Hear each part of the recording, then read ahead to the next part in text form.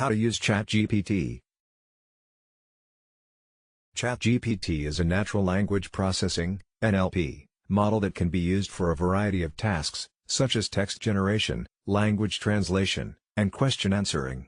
To use ChatGPT, you will need to access the model through an API or a software application that has integrated the model. Here are some basic instructions for using ChatGPT. Access the API endpoint or software application that utilizes the model.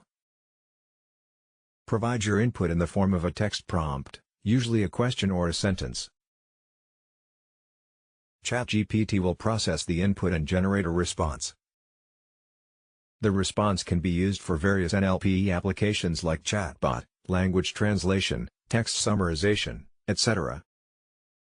It's important to note that ChatGPT is a machine learning model and its performance can be affected by the quality of the input and the specific task it is being used for. Therefore, it may be necessary to fine-tune the model to improve its performance for a specific task or domain.